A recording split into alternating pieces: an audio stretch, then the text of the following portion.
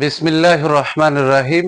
আমি আজ সমাধান করব নবম ও দশম শ্রেণীর জেনারেল ম্যাথ বইয়ের অনুশীলনী 17 থেকে একটি গুরুত্বপূর্ণ অঙ্কের সমাধান করব।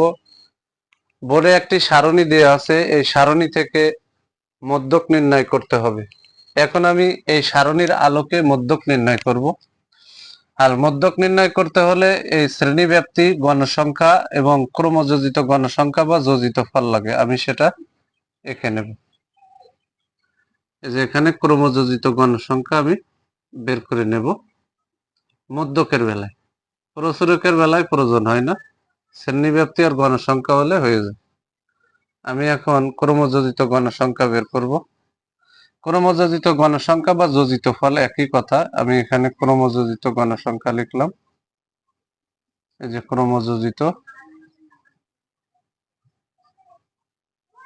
ক্রমযোজিত গণসংখ্যা লিখে দিলাম। আর এখানে 6 বসাই দিতে হবে, এটা আর এটা যোগ করে এখানে বসাতে হবে। 8 আর 6 14, 13 আর 14 যোগ করলে হয় 27, 27 আর 10 যোগ করলে হয় 37, 37 আর 8 যোগ করলে হয় 45, 45 আর 5 যোগ করলে হয় 50। তাহলে এখানে n সমান গণসংখ্যার সমষ্টি হলো 50। যেহেতু আমি সারণীয়তে মধ্যক নির্ণয় করব, তাহলে এখানে লিখতে হবে, এখানে n সমান 50, অতএব n/2 ইকুয়াল টু 50 ভাগ হচ্ছে 2। তাহলে 50 ভাগ 2, 50-এর অর্ধেক হচ্ছে 25। তাহলে এই 25তম পদের মান হবে মধ্যক। আমি এখানে লিখবো 25তম পদের মান হবে মধ্যক। 25তম পদের মান হবে মধ্যক। এই যে আমি এখানে মধ্যক লিখলাম, অর্থাৎ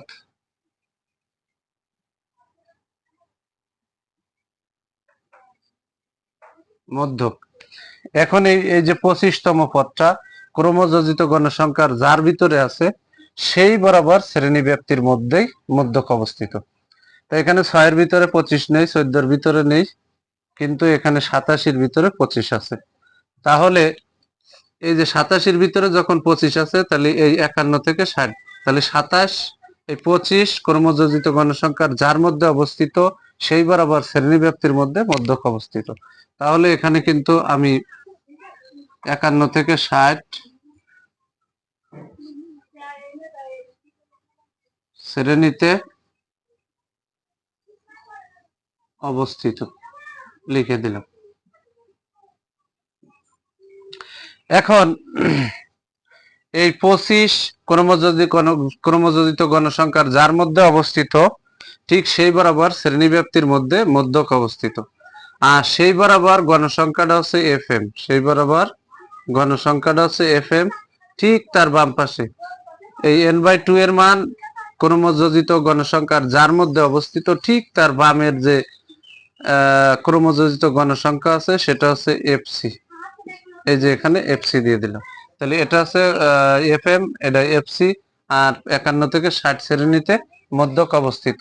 আর L হবে মধ্যক যে শ্রেণীতে অবস্থিত তার সর্বনিম্ন সীমা। তাহলে এখানে কিন্তু আমরা লিখে দিতে পারি L সমান, এই যে 51, L সমান মধ্যক শ্রেণীর নিম্ন সীমা। L সমান হচ্ছে মধ্যক শ্রেণীর নিম্ন সীমা। আর FM এই যে মধ্যক শ্রেণীর গণসংখ্যা, তাহলে এখানে 13 লিখে দিলাম। FC মধ্যক যে শ্রেণীতে অবস্থিত, ঠিক তার পূর্ববর্তী যে ক্রমযোজিত গণসংখ্যা আছে, সেটা হচ্ছে FC। তাহলে 14 হচ্ছে এই যে মধ্যক এই 51 থেকে 60 শ্রেণীতে অবস্থিত, ঠিক তার পূর্ববর্তী শ্রেণী বরাবর যে ক্রমযোজিত গণসংখ্যা আছে, সেটাই হচ্ছে FC। আর এখানে H, তাহলে 31 থেকে 40 পর্যন্ত ব্যবধান 31, 32, 33, 34, 35, 36, 37, 38, 39, 40। তাহলে 31 থেকে 40 পর্যন্ত শ্রেণী ব্যবধান হচ্ছে এখানে 10, শ্রেণী ব্যবধান 10। এখন আমি মধ্যক নির্ণয়ের সূত্র লিখব। তাহলে মধ্যক নির্ণয়ের সূত্র লিখব, এবার অঙ্কের সমাধান হয়ে যাবে। তাহলে আমি মধ্যক নির্ণয়ের সূত্র লিখব। তাহলে এখানে মধ্যক নির্ণয়ের সূত্রটা লিখে দিই। অতএব মধ্যক সমান L plus N by two minus F C গুণ H by F M, H by F M. এখন মান বসাতে হবে।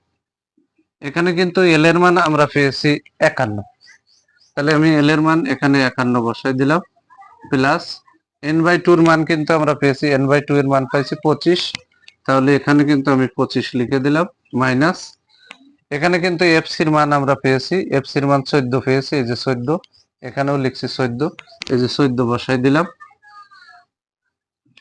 আমরা এইচ এর মান পেয়েছি 10, এফ এম এর মান পেয়েছি 13, আমরা বসাই দিলাম। এখন 51 যোগ 25 থেকে যদি 14 ফেলানো হয় তাহলে থাকে হচ্ছে 4 আছে কত হলে 5 হবে, 1 আছে কত হলে 2 হবে, 1 11 থাকে, গুণ হচ্ছে 10 ভাগ হচ্ছে 13। এখানে যে 51 বসাই দিলাম, যোগ এখানে যে আমরা উপর নিচে কাটাকাটি হলে করা যাবে, আবার আমরা যদি লবে লবে গুণ করে হর দিয়ে ভাগ করে দিই তাও হবে। তাহলে এখানে কাটাকাটি হবে না, তাহলে 11 গুণ 10, তাহলে এখানে হবে 110 ভাগ হচ্ছে 13। এখন 110 কে 13 দিয়ে ভাগ করতে হবে, 110 কে আমরা 13 দিয়ে ভাগ করব। তাহলে 110 কে যদি আমরা 13 দিয়ে ভাগ করি তাহলে ভাগফল কত হবে সেটা আমরা ক্যালকুলেটরের মাধ্যমে বের করব।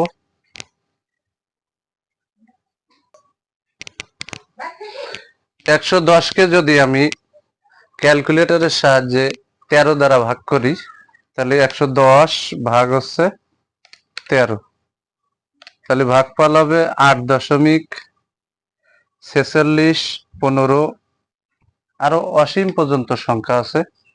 তাহলে আমরা পয়েন্টের পরে 2 দশমিক নেব, তাহলে এখানে আমরা বসাই দিলাম 51 যোগ 8.46, 8.46 বসাবো।